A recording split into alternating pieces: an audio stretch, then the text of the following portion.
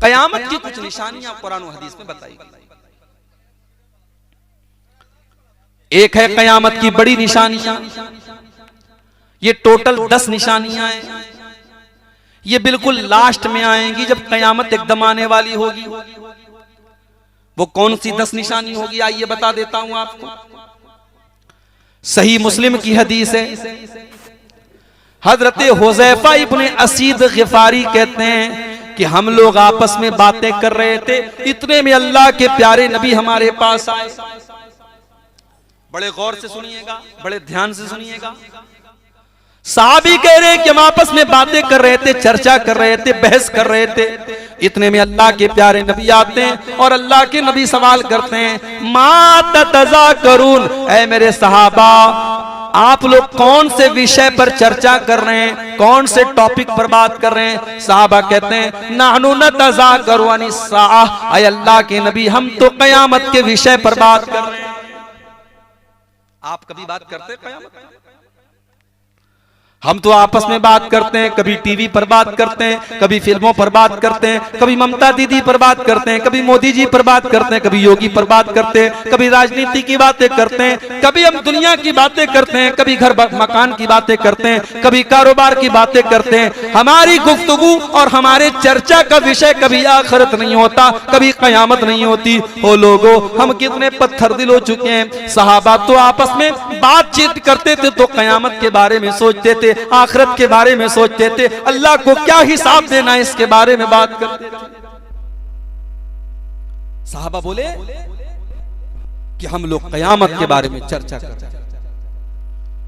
अल्लाह के नबी ने फरमाया इन्नहा लन तक़ूम हत्ता तरौ अशरा आयात, कयामत नहीं आएगी जब तक 10 निशानियां तुम देख न लो।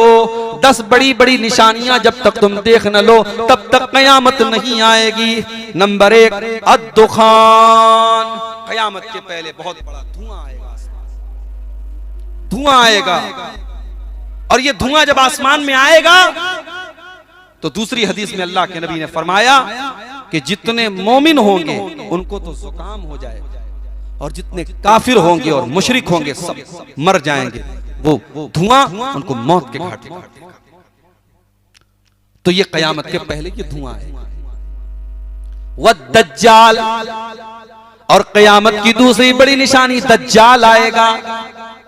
ये मुल्क के शाम और इराक के बीच में एक जगह से निकलेगा, जाहिर होगा, और ये इंसान होगा, घुंघराले बाल वाला होगा और एक आंख का काना होगा और उसके माथे के ऊपर काफारा लिखा होगा और वो लोगों को अपना रब कहेगा।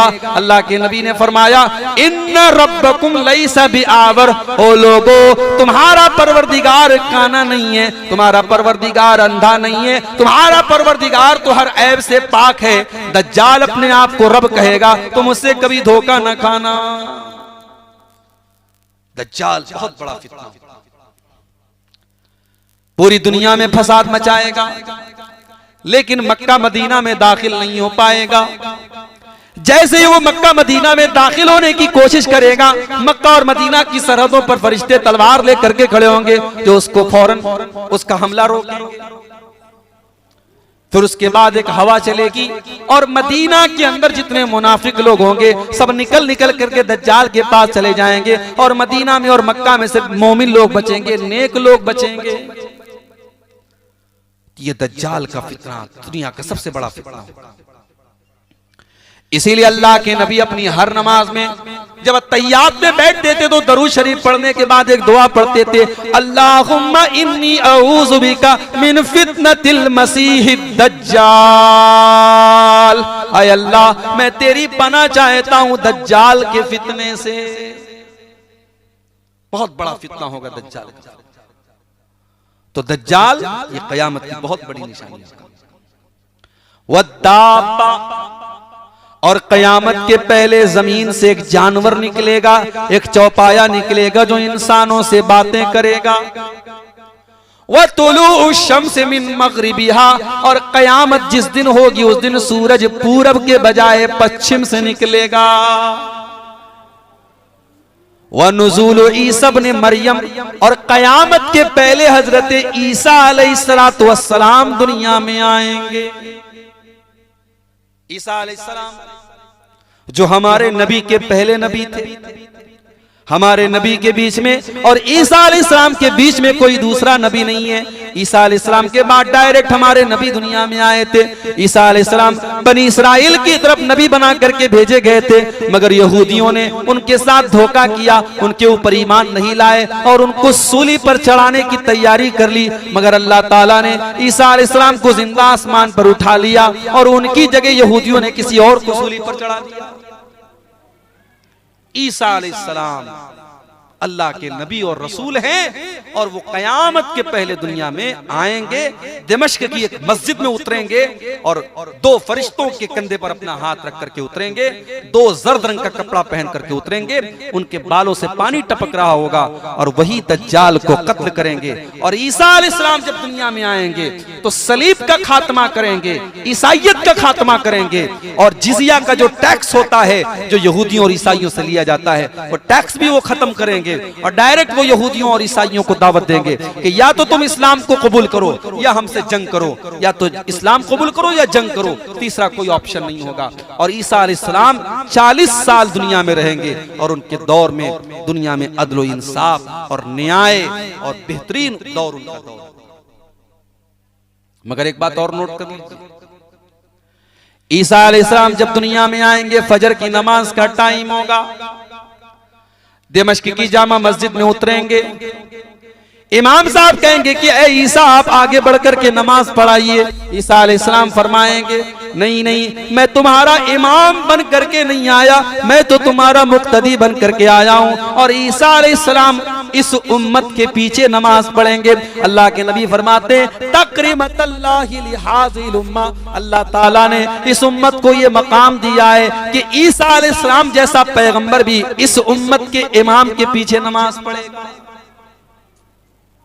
ईसा अलैहिस्सलाम दुनिया में आएंगे मगर उनका कानून नहीं चलेगा, कानून चलेगा तो जनाब मोहम्मद रसूलुल्लाह सल्लल्लाहु अलैहि वसल्लम का चलेगा। अल्लाह के प्यारे नबी फरमाते हैं कि ईसा अलैहिस्सलाम का दुनिया में आना ये कयामत की बहुत बड़ी निशानी है। आज आप देख लीजिए 25 दिसंबर की तारीख अभी गुजरी है, एक हफ्ता पहले, 10 दिन पहले हमारे ईसाई भाई 25 दिसंबर को क्रिसमस मनाते हैं। उनका यह अकीदा है कि ईसा अलैहिस्सलाम सन ऑफ गॉड हैं, अल्लाह के बेटे हैं। नऊजुबिल्लाह। पूछो कि क्यों अल्लाह के बेटे? कहते हैं कि उनका तो कोई बाप नहीं था, वो तो अल्लाह के बेटे थे, मरियम के पेट से पैदा हुए, उनका बाप अल्लाह था। नऊजुबिल्लाह। हम सवाल करते अपने ईसाई भाइयों से कि अगर बगैर बाप के पैदा होने की वजह से ईसा अलैहिस्सलाम अल्लाह के बेटे थे तो आदम अलैहिस्सलाम तो बगैर माँ और बगैर बाप दोनों के बगैर पैदा हुए। ईसा अलैहिस्सलाम के पिता नहीं थे, उनके बाप नहीं थे, मगर आदम अलैहिस्सलाम के माता भी नहीं थी, पिता भी नहीं थी, न माँ थी न बाप थे। अल्लाह ताला ने डायरेक्ट पैदा किया मिट्टी से। इसीलिए अल्लाह कुरान करीम में फरमाता है इन्ना मसल ईसा इंदल्लाहि कमसली आदम खलक़हु मिन तुराब। ओ लोगो, अगर ईसा अलैहिस्सलाम को समझना है तो आदम अलैहिस्सलाम को समझ लो। आदम को अल्लाह ने मिट्टी से पैदा किया और कहा कि हो जा तो वो हो गए। जब आदम बगैर माँ के और बगैर बाप के पैदा हो सकते हैं तो ईसा अलैहिस्सलाम बगैर बाप के क्यों नहीं पैदा हो सकते? इसीलिए हमारा अकीदा ये है कि अल्लाह का कोई बेटा नहीं। हमारा अकीदा क्या है? कुल हुवल्लाहु अहद अल्लाहुस समद लम यलिद वलम यूलद वलम यकुल लहू कुफुवन अहद। ऐ नबी आप कह दीजिए अल्लाह एक है, अल्लाह की कोई औलाद नहीं, अल्लाह किसी की औलाद नहीं और अल्लाह के बराबर भी कोई नहीं, अल्लाह के हम पल्ला भी कोई नहीं, अल्लाह के इक्विवेलेंट भी कोई नहीं, अल्लाह से किसी की तुलना नहीं की जा सकती, किसी का मुकाबला नहीं किया जा सकता, अल्लाह के बराबर कोई नहीं। ये हमारा। तो ईसा अलैहिस्सलाम कयामत के पहले दुनिया में आए, 40 साल रहेंगे, उसके बाद उनकी भी नेचुरल मौत होगी और वो अल्लाह के पास चले जाएंगे। आगे अल्लाह के नबी ने फरमाया वयाजूज व माजूज, और याजूज और माजूज नाम की दो फसादी कौमें जो दुनिया में कहीं पर छुपी हुई हैं, और हजरत जुल्करनैन ने एक बहुत बड़ी दीवार बना करके उनको कैद कर दिया है, और वो रोजाना उस दीवार को खोद रहे हैं। और कयामत के पहले एक दिन ऐसा आएगा कि वो दीवार को तोड़ करके निकल जाएंगे और बड़ी तबाही मचाएंगे और बड़ा फसाद मचाएंगे। ईसा अलैहिस्सलाम अल्लाह से दुआ करेंगे और अल्लाह ताला आसमान से याजूज और माजूज की गर्दन के ऊपर एक कीड़ा भेज देगा, और उस कीड़े की वजह से वो सब मर जाएंगे इकट्ठे एक साथ। और जब वो मर जाएंगे, उनके मरने से बड़ी खतरनाक बदबू जमीन में फैलेगी। फिर हजरत ईसा अलैहिस्सलाम अल्लाह से दुआ करेंगे और आसमान से बारिश होगी और पूरी उनकी डेड बॉडी बह जाएगी और शीशे की तरह जमीन साफ हो जाएगी। ये वाकया भी कयामत के पहले। वसलासत खुसूफिन, और कयामत की बड़ी निशानियों में से अल्लाह के प्यारे नबी फरमाते हैं कि 3 जगहों पर जमीन को धसा दिया जाएगा। एक तो पूरब में धसाया जाएगा, और एक पश्चिम में धसाया जाएगा, और एक अरब के अंदर भी जमीन को धसा दिया जाएगा। और कयामत की 10वीं निशानी अल्लाह के नबी इस हदीस में फरमाते हैं, वह आखिरु ज़ालिका नारुन तखरुजु मिनल यमनी तत्रुदुन्नास इला महशरिहिम। और कयामत की 10वीं बड़ी निशानी ये होगी कि यमन से एक आग निकलेगी, और उसी आग के सहारे लोग मैदान महशर की तरफ जाएंगे। वो आग लोगों को हाँक हाँक करके कयामत के दिन मैदान महशर की तरफ लेके जाएगी। तो ये 10 निशानी है, बड़ी निशानी।